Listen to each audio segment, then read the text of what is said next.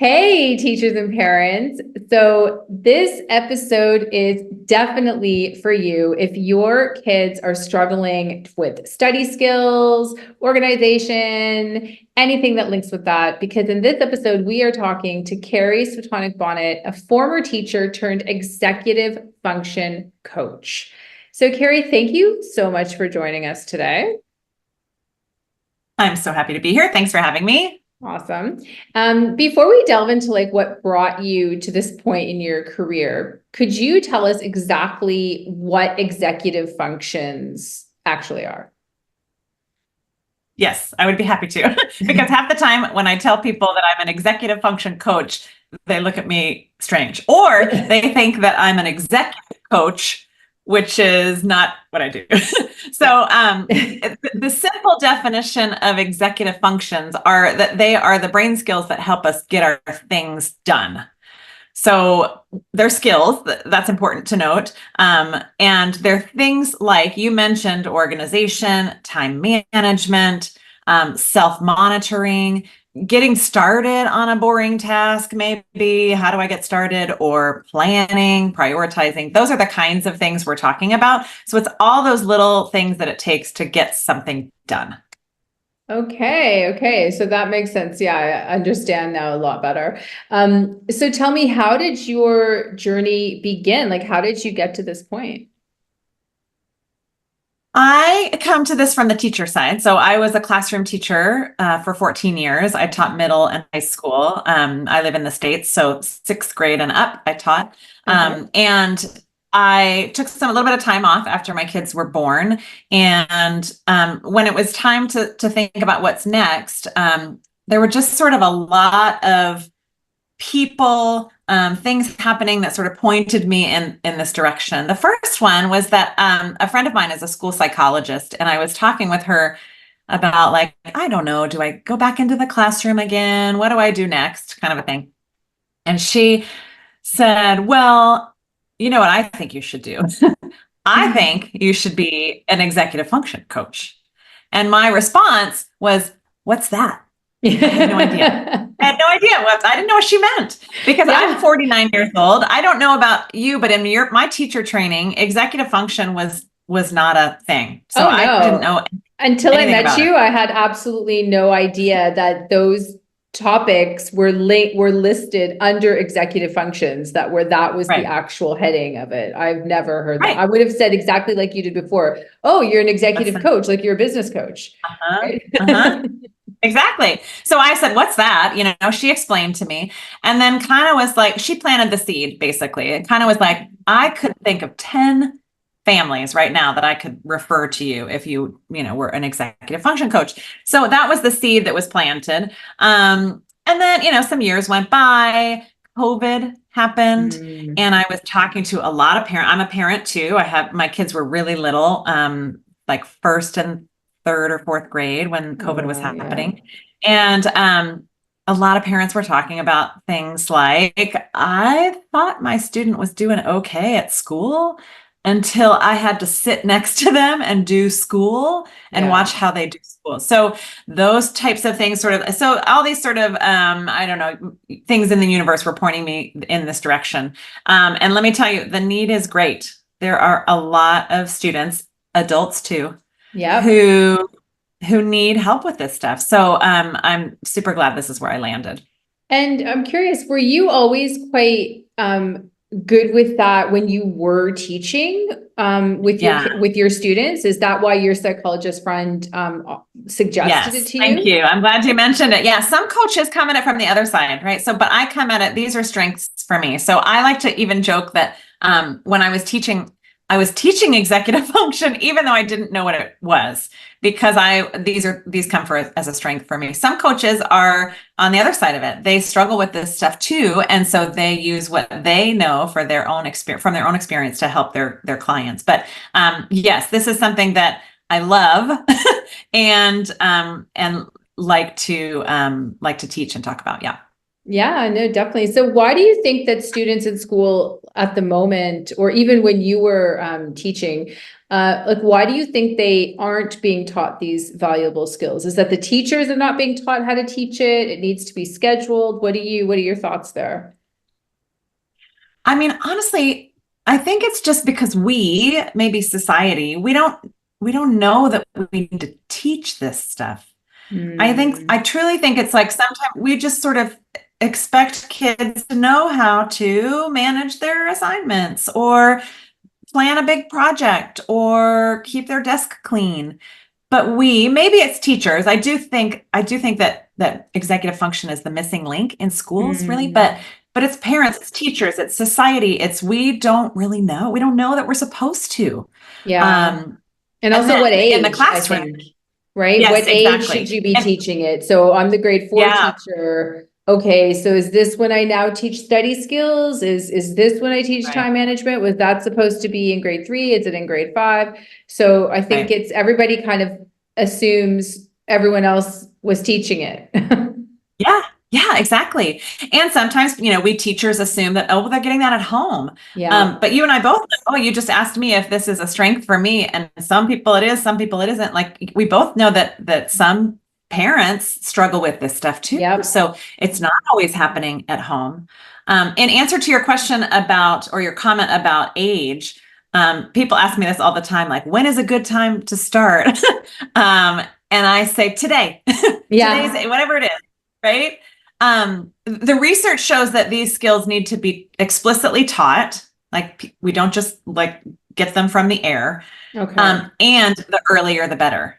So Oh, even interesting. tiny people, right? Like, and we're not talking about, you wouldn't with a preschooler talk about, I don't know, planning a big project, but Yeah, you can certainly talk about self-monitoring and noticing when the emotions are getting high or impulsive behavior or even little tiny organizational things. My kids went to Montessori preschool, hmm. and I think that is like a lot of executive function. If anybody knows much about Montessori, I mean, I'm just thinking about how tiny they were. They were so tiny, but they put their shoes on the shelf every Yeah, day they got to school, and they yeah, hung their jacket. And that was part of school, is like learning yeah. all that stuff. My best friend is a principal and they do the early program at their school, at her school, is Montessori as well. And I mean, when they eat, they have to clean up after themselves and Mhm. help with sweeping the floor and washing the dishes and making sure Yeah, that their space is clean and ready to go for the next yeah, day. And I think definitely organization. I think that is also something that sometimes teachers almost give up because there are certain students that really struggle with that organization. But to keep trying to look for strategies on how to help them self-regulate their own organization, I think is one thing we could look at when they're younger for sure. sure, for sure. Yeah. Today's age, do it now. Yeah, exactly. So how does your business exactly work? Like, do you work with teachers, students, both? Do people come to you, or how do you help instill the skills Yeah. with either students or adults? Students and adults. Yeah, that's actually one of the more surprising things about my practice. I've been doing this for 3.5 years or so. Is I have more adult clients than I thought I would. So I work one-on-one with students and families. So Okay. people come to me, their kid is struggling in school. And by the way, it's not just school; it's life stuff too, right? We know this, that it's like these are life skills. Mm-hmm. Um, so I work one-on-one with students and families, and I have some group coaching groups. So parent group, teacher group, and I do teacher trainings, like you mentioned. And I've recently finished a digital course, like an online course that people can take about executive function. That's designed for parents and teachers. So like an introductory Amazing. course. So I'm very Yeah. excited about that.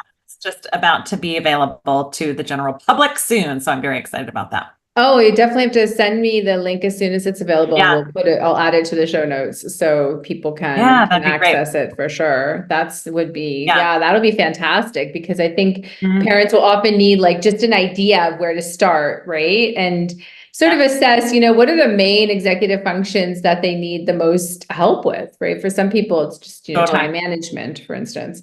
Can you give us like a few examples or some strategies that seem to work quite well with students or well and adults? I mean, that you've Yeah, noticed I mean, it's with all some the small same. things. Yeah. Yeah.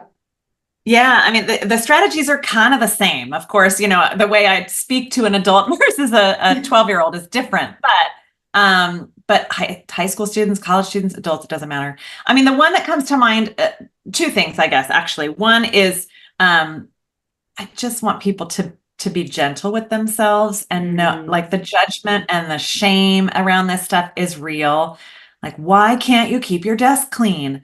What, you didn't turn in your homework again? This sort of stuff is like, so I just want to state that at the beginning, that like, just be gentle with yourself and your yeah. kiddo.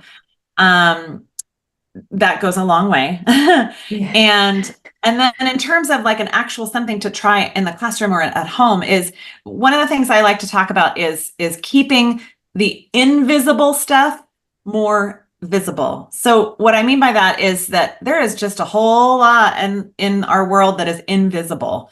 Time is invisible and weird. Chores, assignments, expectations. Assignments are, in a laptop or an iPad these days, and they are closed and it's just gone. And so anything that we can do to keep stuff kind of in our face, visible, in sight, is super, super helpful. So that could be a clock for time, right? And I love an analog clock. I mean, digital's fine, but an analog clock is great for brains because it helps us see the passing of time and to understand time better than a digital Oh, I clock. like that. Calendar stuff. I mean, I know a lot of teachers have a calendar in their classroom, or they do calendar time if they're younger grades. Just keeping stuff in your face, and reminders, talking about like the impulsive behavior, some or emotional behavior or emotional control, like even just a little sign on a desk that has a little reminder of keep your hands to yourself or something like that. I don't know what the thing is that a teacher could just point to as they walk by the desk, so as not to bring big attention to the child who's having trouble with that stuff. I love a list. We could go on Yeah. and on and on and on a list. But keep in your face, in sight is super, super important. Otherwise, we forget it.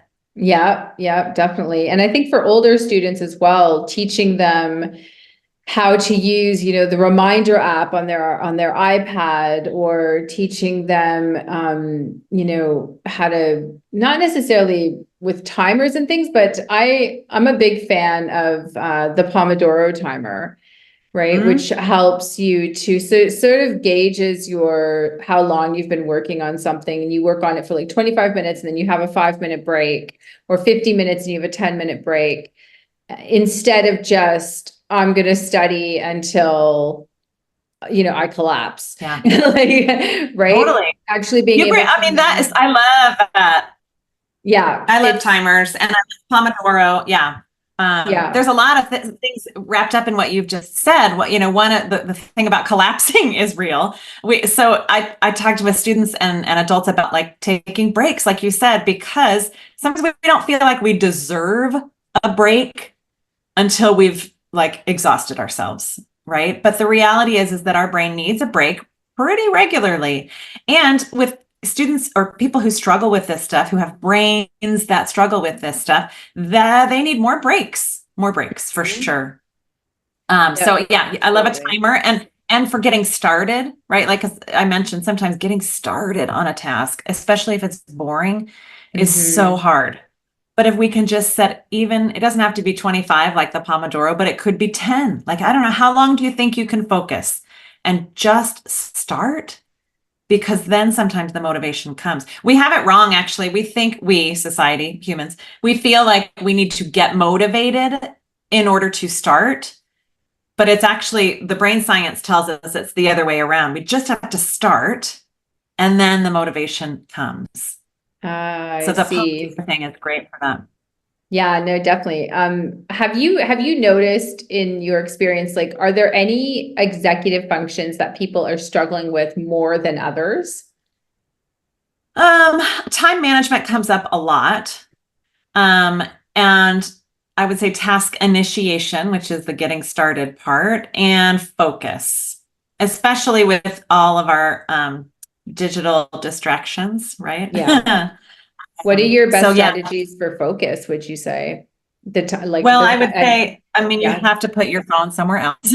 yeah. Um, Backing up though, I would say I like to encourage people to create like a distraction inventory. Like, what are the most distracting things for you? Right? Ooh, Like, that's it might be good. different for me. I like quiet when I'm trying to focus, but not everybody does. So music is distracting for me, or podcasts or news or noise, but not for everybody. So like, kind of figure out what it is that true, be honest with yourself. Sometimes Mm. it's pets. Sometimes it's pets, Mm-hmm. right? Like, they're just so cute. So they're so Yeah. distracting. And they're like Uh-huh. cute. They're like laying beside you, like they're studying with you or they're helping you, So no, I Yeah. definitely, yeah. Sometimes But it works, but just being real honest with yourself and like, what are the biggest distractions? And then doing the best you can to remove them. I mean, that's a yeah. super simple strategy to try. Yeah. And just like, realizing that you need to sometimes exhibit that self-discipline to that no one else can do it for you, right? No one else No, can choose to put your right, phone in the other room. Like you have to say, okay, right. it's really important that I focus right now. I need to put this phone in the other room and also put your computer on focus if you're using a computer. Mhm. But have Close the that, tab. yeah, Mhm. close the tabs, have the discipline within yourself to be like, okay, I know this is an issue. It's even like, with procrastination. I actually wanted to ask you about procrastination. That is an Yeah. executive function, is that right? Or is that linking to another Well, one? the procrastination is not, but the challenge with getting started, staying focused, finishing the task. Yeah. Right. Yeah. I know procrastination. I've listened to podcasts about it where they say it's because it's like your brain protecting you from wanting to do hard things. So Mhm. what in your studying, how do you combat procrastination, would you say? I feel like, well, there's a lot of things we could say about this, but the one thing I want to mention is that I feel like oftentimes the procrastination is because we don't have a very clear idea of what to do. So like, we don't Mm, understand what's the task. Like, we don't understand maybe the instructions, maybe. We don't understand how long it's going to take. We don't understand like the kind of effort I'm going to have to put out. But if we did know more, if we were very crystal clear about the instructions and we knew that it would take us X number of minutes or hours, it would be a lot easier to start. So I like to sort of figure out what is the issue, like, if possible, and asking lots of questions.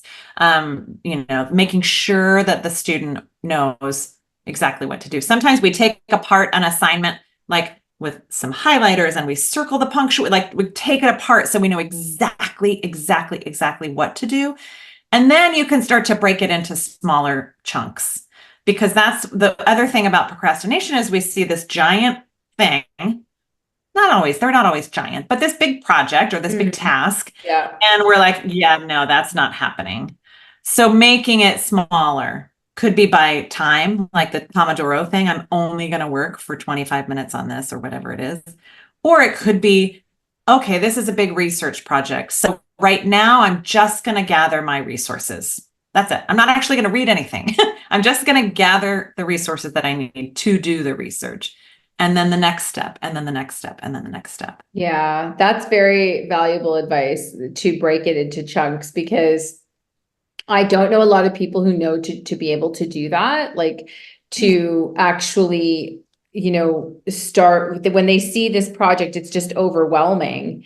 and especially students, right? And then to show them, okay, well, this is how you can actually break it down. So they leave it till the last minute. Whereas if they just did, 20 minutes here and 20 minutes here and tried to gauge how much time each section would take, then it would be done. And it's such a valuable skill, I think. So as if I were a parent, I would say, take this project and let's chunk it down, right? So imagine you're going to knock it into like 20 to 30 minute blocks. What would you have to do first? What would you have to do second? Because I think that is a skill that can really benefit students moving forward, definitely. Well, and again, exactly. Yeah. It's not just school. I mean, think about like, I don't know, taxes, or we were talking before we started about working on your website like that. Those are big, like monumental things. And if we can do that in school and learn it when we're younger, then it makes it a lot easier when we're adults. Absolutely. And, I'm on Mind Valley, and on Mind Valley, there's this big program about distraction, and I can't remember his name at the moment, but he says he's not a fan of a to-do list. He says rather block time, because to-do list, it like we are constantly adding to the to-do list. So the to-do list in our brain, it's like, we're in this endless loop, and the loop never finishes because we keep adding. So he says, if you block time and you say, I'm going to work on that for 20 minutes, then be proud, then do that for 20 minutes and be proud of yourself that you did that for 20 minutes, because that is definitely like what you had intended to do. So your brain should be, get that little hit of dopamine because you worked for that 20 minutes. You move the needle forward, and now you've got another 20 minutes. You're going to do the next thing for 20 minutes. So I think, yeah. And I mean, I love a list. I know you. Yeah. But what you say is exactly right, is that all lists are not created equal. Yes. Right. Like I like to distinguish between a brain dump, where you just like get everything out of your head onto paper, like so that it's not swimming around in your head.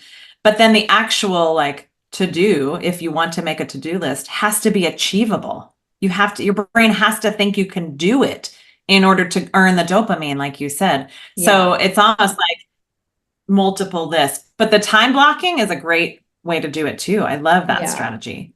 Yeah. And everyone is different, right? And if you're going to do the list, like we like crossing things off the list, even me knowing the time blocking strategy, I still, I'm so used to making lists. I still wind up making them and crossing things off. Like I made a list earlier today. So I have mine sitting right here on my desk. A little sticky note right there.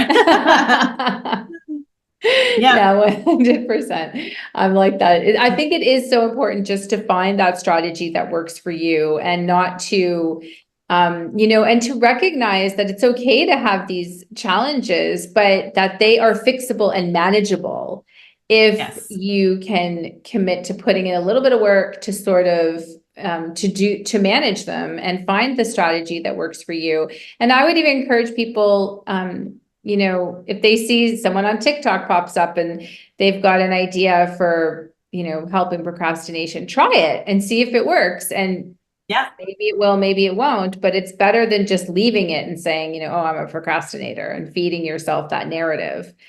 So always believing that you can fix it. On the business side of things, Carrie, if a new teacher if like a younger teacher came to you and wanted to start a business, like I'm thinking of starting a business, what advice would you give them? I would say, try it. Similar to what you were just saying about the strategy, right? Like, sure, give it a go. I mean, as you know, we all know that like teaching full-time is more than a full-time job. So if teachers can manage a side hustle, I admire that. I don't know if I could have done that in my career, but I guess one thing to think about is like, what are you really passionate and excited about? That would be, to me, the best advice, to make sure that whatever it is your side business would be, tutoring maybe, or for me, coaching or creating downloadables, right? On Teachers Pay Teachers or something like that. Great. Do that if you're super excited about it. but that is the key, is to be really excited about it. Because I mean, I love my work, but it gets to be a slog sometimes. So you have to really love it. Yeah, because you have to also realize that you're not just going to be creating the products, right? You have to, Right. market yourself. You have to do everything that comes with it, like all the, invoicing if you've got clients and things like that. Right. And for teachers on the flip side a little bit, like for teachers who have started their own businesses, how are you marketing yourself? Are you using social media at all for marketing, or did you find that a website was the best way to get people, or Facebook page, or what worked for you?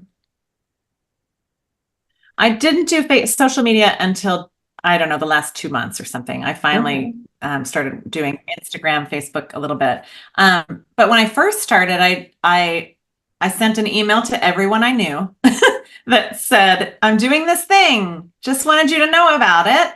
Nice. So that was how I started there. And then in my local community, because I was looking at the time for referrals for local clients.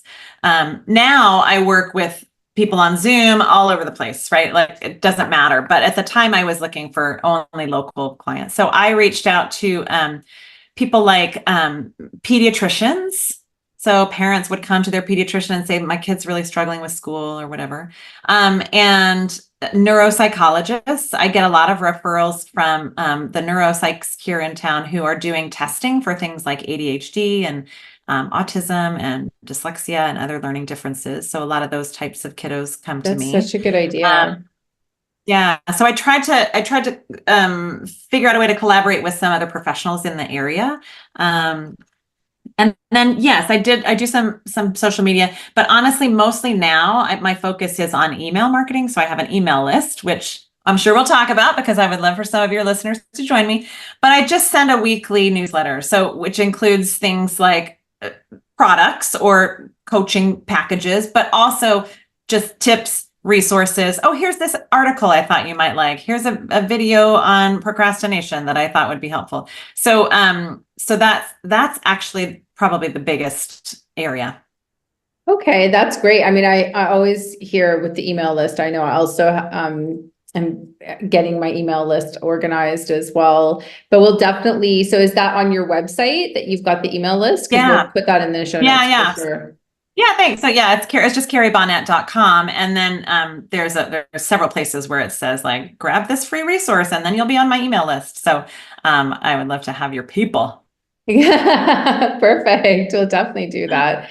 And so other than your website, Carrie, what would you say is the best place to find you online? Like if someone wanted to contact you, should they just go there? Or Other than else? the website, yeah, I think Instagram probably. So other than the website, I'm at Coach Carrie Bonnett on Instagram, and I put some stuff there most days. I try. It is not my strength, but I try. Okay, well, that's okay. I mean, it's, you just got to try and get something out there, and then you build your followers as you go, right? It's consistency. Right. And tell me, like, are there any books that you recommend, either personal or professional development? Sure. There's a great series of books called Smart but Scattered. Okay. So people recognize this. Dr. Peg Dawson and Richard Guare, they're sort of pioneers in this executive function area. And so I love that series. There is Smart but Scattered, and then there's Smart but Scattered Teens and Smart but Scattered Adults. There's like a whole series of them. Wow. And they're just really great resources. So I love that. On the flip side, something I've been reading for my personal self, because I have young kids. I have a 13-year-old and a 11-year-old, and I'm dealing with screens just like all the other parents in the world are dealing with screens. So there's a book that I love. I even have it right here that is called The Screen Time Solution that I've been reading. I love it a lot. Cool. It is Emily Churkin is the author. She's based here in the States in Seattle, but it's for families to like figure out, she calls it how to be tech intentional with your screen time rules in your house and stuff. So I'm, as a personal note, but also I guess professional too, because screens are so distracting. Yeah. I've been loving that one. Okay, that's great. I'm gonna definitely wrote those down for sure. I think a lot of parents will definitely be looking into that second book for sure. Yeah, no, it's no joke. It's no joke. And tell me, how do you move yourself if you do happen to find yourself in a negative mindset? How do you move yourself into a positive mindset? What's your go-to? Some deep breaths. Nice. I think I literally have to move my body. So it could be, this is my guest room office right here. It could be just, I need to step away, like literally get out of here, or take a walk or something like that. I think movement for me, and maybe a cup of tea helps a Yeah, lot. that's always a good one. And do you like, do you prefer, is your ideal to be outside or does it Yes, matter? probably, Yeah. probably, but I think it can be inside too. So, Yeah. I happen to live in a place where I can get outside easily. The weather's pretty, it's not like pouring rain all the time. So it's nice to take a step outside. So yeah, I think ideally outside, but it doesn't always have to be. I tell kids that too, like just move your body it can just be really good for brains. You don't even have to do jumping jacks or anything, but just literally moving so you're not sitting in one place for all that time. Yeah. But I try to Even practice that too. stretching, right? Like Yeah. that's why yoga is so powerful because just gets the blood flowing. Even just like a really good stretch can do Yeah. Yeah. wonders, really. What is one piece of advice, like for all of our newer teachers out there, what's one piece of advice you would give to yourself as a first year teacher um, or it second year gets teacher? easier. Yeah. Yeah. I mean, truly, a first year teacher, actually teach first and second year teachers too. I work for University of Portland here in Oregon, and I'm an adjunct instructor for them for the grad school. So I actually know a lot of first and second year teachers. Oh, wow. And I think I just want them to know that it gets easier. First year teaching is really hard, really hard. Yeah, it's so hard. You're finding your feet, you're figuring things out. You're doing things, if you're like me, you're doing things your way because you want to like impact the kids and then you're not teaching nearly what you should be in the curriculum. Yeah. Like Yeah. me. And then talk about executive function. I mean, managing all the grading and the getting everybody at places on time. If you have, it's a lot. It's a lot. Yeah, no, definitely. Well, those teachers are very blessed to have you then. So an adjunct teacher, is that just someone who comes in? We don't have that here. Is it's just someone who Oh, comes okay. So in? adjunct just means I'm not a professor. I haven't, done the school. I have a master's degree, but I haven't done the schooling to become a professor. Okay. But universities here sometimes hire people like me to teach, and we're just not a professor. So it's like Okay. a sort of, I don't even know how to describe it, but I'm not a professor, but I teach graduate courses. That's great though. Are you teaching for the Department of Education, like for people getting a teaching degree Yeah, specifically? That's so yeah, great. I'm glad that they're yeah. looking into changing how new teachers are being taught at university level because I think a Right. lot actually has to change there. I do Um, too. as teachers move forward because it's just not the same anymore. Mhm. Cool. And last question, Carrie. So what three things are you grateful for today? Snow. It's Oh, snowing outside wow. today Did this you guys get morning. snow? We got some snow this morning. I was walking my daughter to the school bus this morning and we got snowed on and it's still snowing a little bit. So I love snow. It's, pretty and we need it. Dogs, like we talked about, right?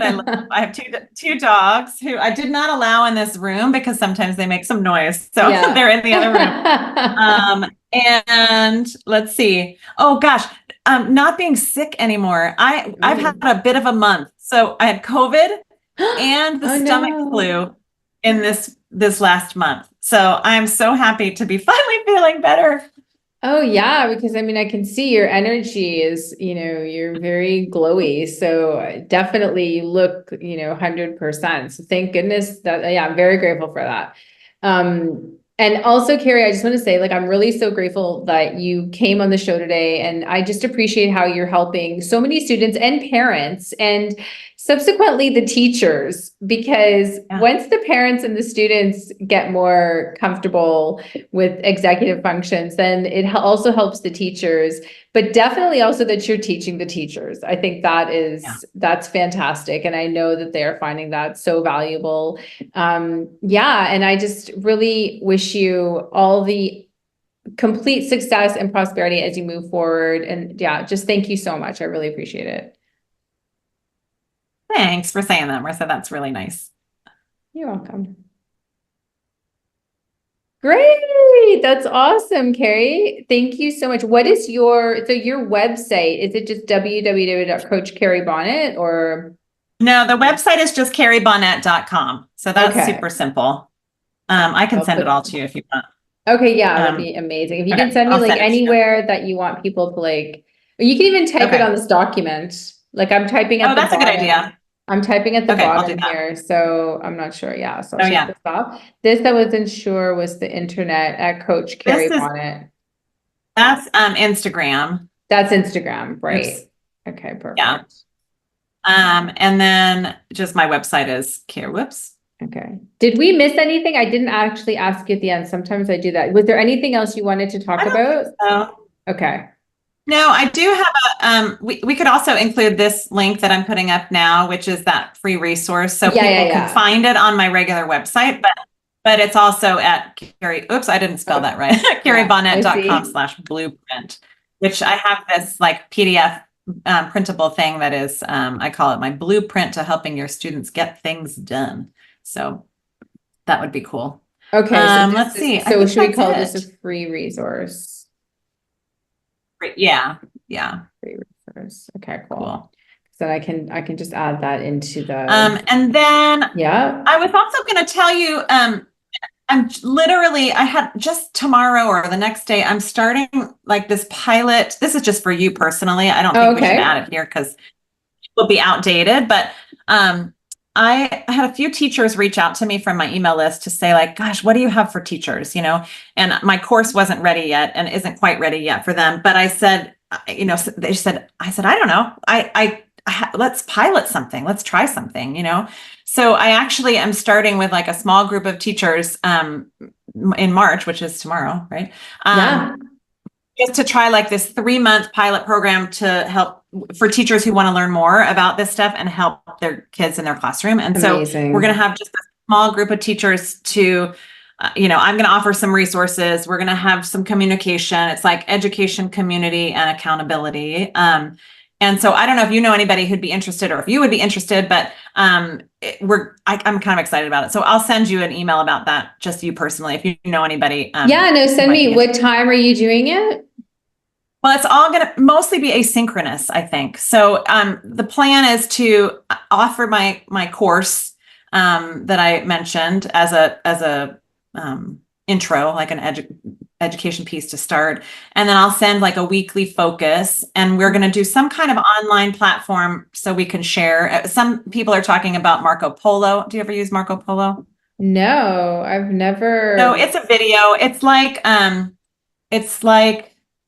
I don't know, Voxer. It's like audio message, like you could send audio messages back and forth, but it's video. So it's like, hey, I'm Carrie and I'm going to work on this today. And you can listen and respond whenever you have a chance. So anyway, we have some ideas about how to like support each other, but not, I will do one live Zoom once a month.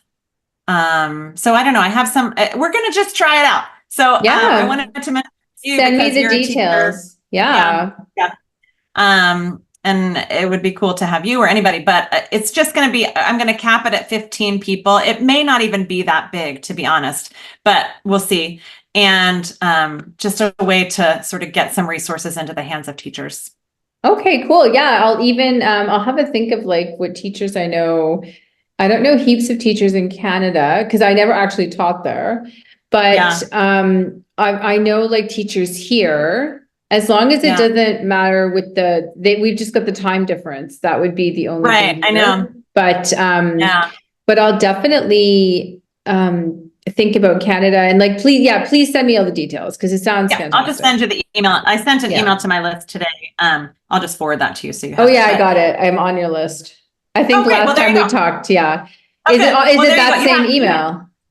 It's the one from today, the like Leap Day teacher resources. So yeah, check that one out. That's the one I'm talking about. Yeah, I've got it here. Yeah, it was like a few Okay, hours cool. ago you sent it. Okay, cool. I'll definitely Exactly. check it out, Carrie. And then once I've got once I've edited everything, it'll probably take me a couple weeks and then I'll send it all to you. I'll share it all through with you and then you can share it with your people and I'll put it on my website.